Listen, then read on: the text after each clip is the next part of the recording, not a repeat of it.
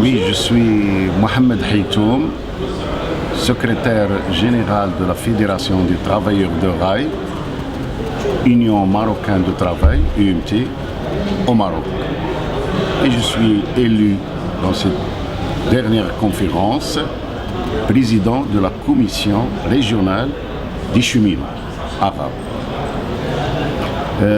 Hier, on a tenu notre commission d'une façon bilatérale avec la section de transport routier. Donc il y avait un diagnostic sur tous les problèmes du transport routier et du chemin de fer, du transport du chemin de fer. Ce diagnostic a montré premièrement une insuffisance nette dans les ressources humaines.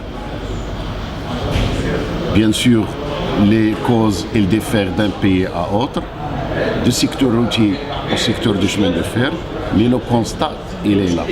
Ce qui a un impact négatif sur les conditions de travail, sur l'horaire de travail et bien sûr la pénibilité. Deuxième constat, c'était pour le transport ferroviaire dans la plus grande partie du monde arabe, il y a le matériel qui est vétuste et bien sûr il a un impact sur la sécurité ferroviaire et deuxièmement sur les conditions aussi de circulation des travailleurs de rail.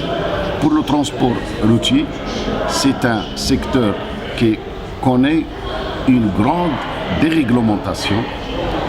La majorité des travailleurs elles travaillent dans l'informel et bien sûr ça il a un impact négatif sur la situation.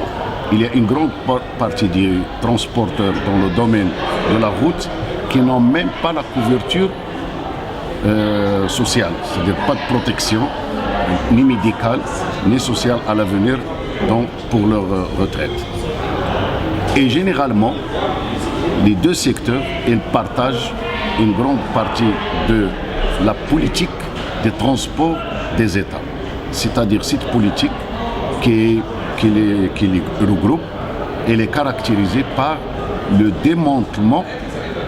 Le secteur est démantelé, bien sûr, par la privatisation, par la sous-traitance, généralement, et ce phénomène de sous-traitance, elle ne crée que la marginalisation et le travail précaire. En contrepartie, pour notre section, les recommandations elles étaient axées sur le renforcement des syndicats par la syndicalisation, et notamment dans les jeunes et les femmes. Deuxièmement, le renforcement de l'outil de travail par la formation et généralement faire une éducation sur la solidarité.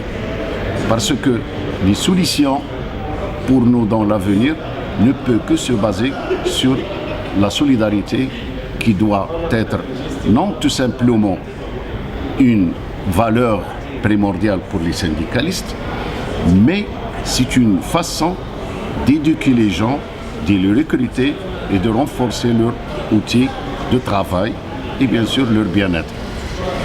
Parmi les recommandations aussi, on a axé sur la solidarité dans le monde arabe entre les syndicalistes et notamment pour dénoncer la façon qu'elle est traitée, les libertés et les droits syndicaux dans certains pays qui ont touché, même qui sont arrivés jusqu'à l'arrestation, l'exclusion, etc. Et bien sûr, on n'a pas oublié de demander à tous nos syndicats d'être solidaires avec nos travailleurs en Palestine, qui sont bien sûr dans un état lamentable, inacceptable, inadmissible. Et tous les syndicats se sont mis d'accord sur deux motions. La première sur Palestine et la deuxième sur les libertés syndicales au monde arabe.